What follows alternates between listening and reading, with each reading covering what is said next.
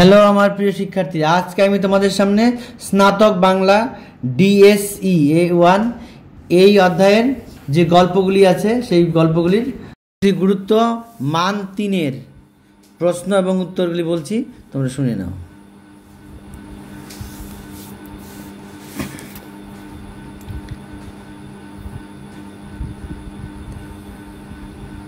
প্রশ্নগুলি খুবই দরকারি, তোমরা যত্ন সহকারে এগুলি খাতায় তুলে নিয়ে করে ফেলবে। 1 নম্বর প্রশ্ন, গোহত্যা হলে যে কর্তা তাকে জ্যান্ত কবর দেবে, জ্যান্ত কবর দেবে কেন?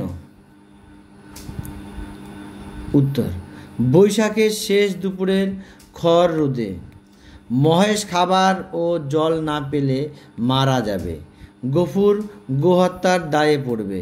তখন সমাজের শীর্ষকর্তা তথা ব্রাহ্মণ জমিদার তাকে ক্ষমা করা তো দূরের কথা, জ্যান্ত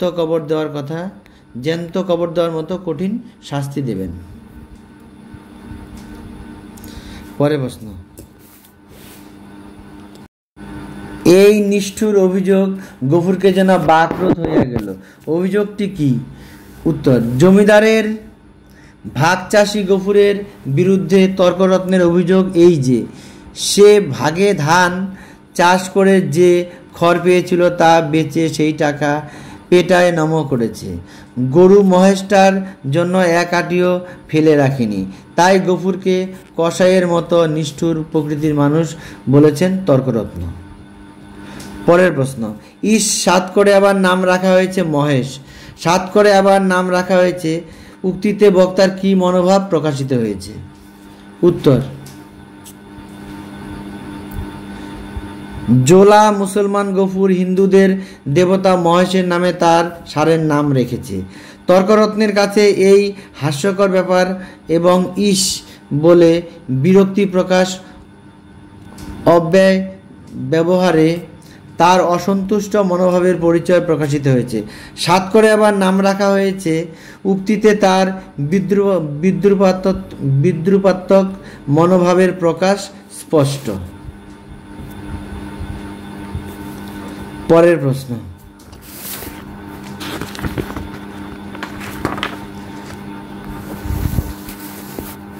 তার কসুর তুমি যেন মাপ করো না, কার কসুরের কথা এখানে বলা হয়েছে?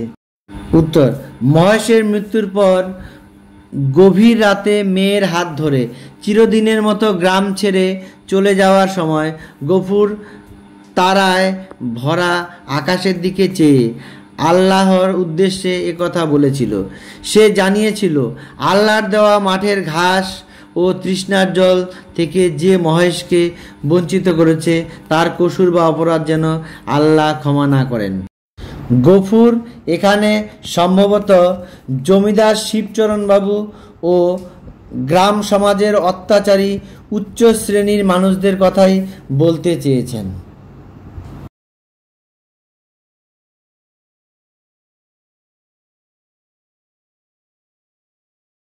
পরের প্রশ্ন, মহেশ শেষ নিঃশ্বাস ত্যাগ করলো, মহেশ কিভাবে শেষ নিঃশ্বাস ত্যাগ করলো তা লেখো। উত্তর,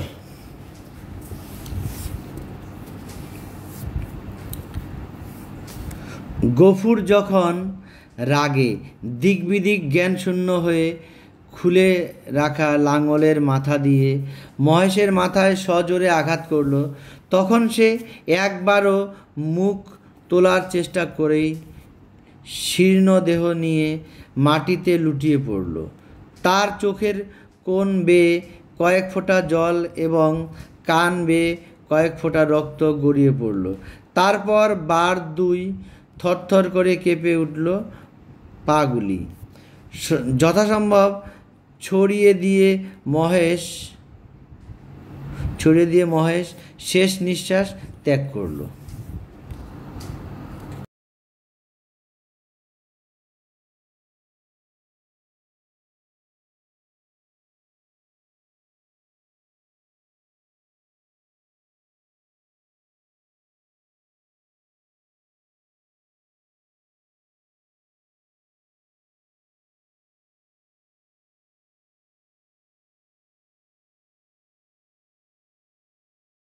প্রশ্ন, ওসব থাক মা, ওতে আমার মহেশের প্রায়শ্চিত্ত হবে।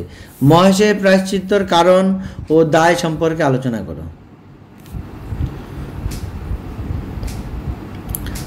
উত্তর, জমিদার ও তর্করত্ন হিন্দু প্রধান কাশীপুর গ্রামের মাথা ও সমাজকর্তা। তাদের বিচারে গোহত্যা মহাপাপ এবং সেজন্য গফুরকে প্রায়শ্চিত্ত করতে হবে। গফুর রাত্রিতে বাস্তু ও গ্রাম ত্যাগ করে। অবশ্য যাওয়ার সময় মহেশের প্রায়শ্চিত্তের জন্য তাদের সামান্য সম্বল ঘটি ও থালা ফেলে রেখে যায়। প্রশ্ন হলো, মহেশের মৃত্যুর জন্য গফুরই কি শুধু দায়ী না সমগ্র সমাজ ব্যবস্থা? এ প্রশ্নের মুখোমুখি দাঁড় করিয়ে দেয় গফুর।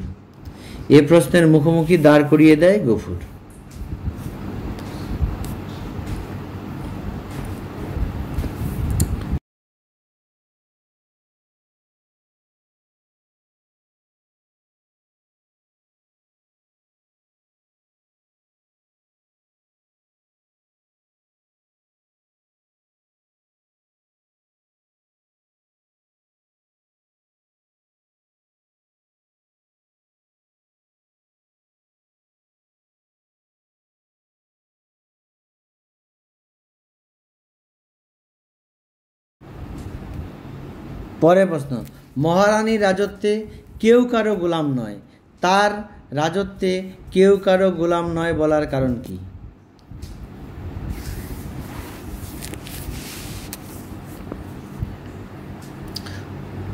উত্তর, জমিদারের পেয়াদা যখন গফুরকে ডাকতে আসে, গফুর তখন ক্ষুধায় তৃষ্ণায় কাতর, আত্মবিস্মিত মেয়েকে প্রহারাদি করায় অনুশোচনায় অনুতপ্ত, সেই সঙ্গে সামাজিক বৈষম্যের পীড়নে অতিষ্ঠ। এই অবস্থার প্রেক্ষিতে গফুর মহারানীর রাজত্বকালের কথা স্মরণ করিয়ে পেয়াদাকে বলে, কেউ কারো গোলাম নয়। অবশ্য গরিব চাষি গফুর জানে না মহারানীর রাজত্বে সামন্ততান্ত্রিক সমাজে সুবিচার পাওয়ার চিন্তা বাতুলতা মাত্র।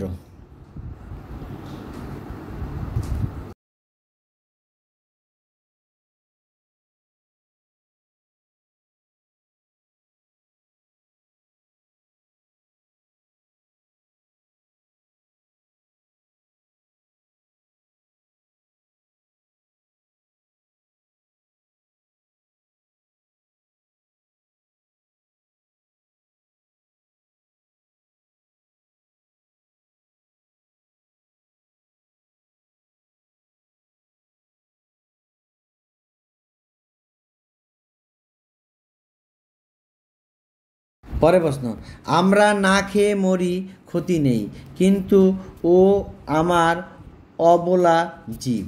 উক্তিটিতে বক্তার কি মনোভাবের পরিচয় মেলে? উত্তর,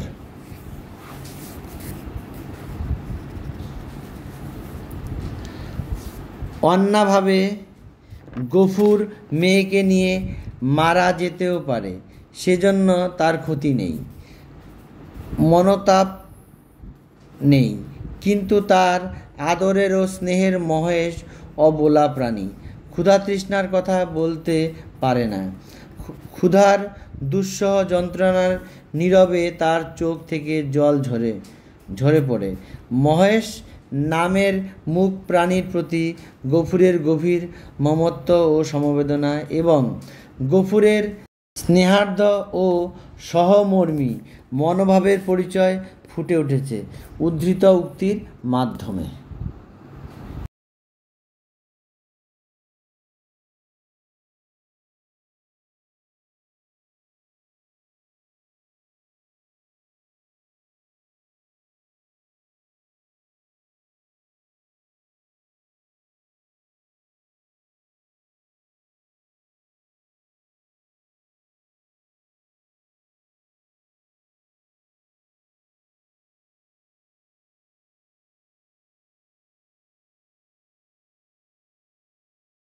পরের প্রশ্ন, তুই তো জানিস তোকে আমি কত ভালোবাসি।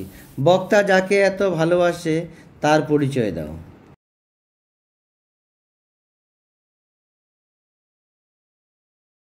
উত্তর, গফুর তার পালিত ষাঁড় মহেশকে নিজের ছেলের মতো স্নেহ করে।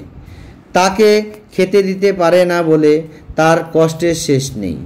চোখের জল ফেলে মহেশের গলায়, মাথায় ও পিঠে হাত সে বোলায়। ঘরের চাল থেকে খড় টেনে খেতে দেয়। নিজে অভুক্ত থেকে ভাতের থালা তার মুখের সামনে ধরে। নিজের একমাত্র সম্বল পিতলের থালাটি বন্ধক দিয়ে গফুর দরিয়াপুরের খোয়ার থেকে মহেশকে ছাড়িয়ে আনে। মহেশের প্রতি গফুরের ভালোবাসার গভীরতার প্রতি এভাবেই প্রকাশিত হয়েছে। এই ছিল তোমাদের 3 নম্বরের প্রশ্ন এবং তার উত্তর।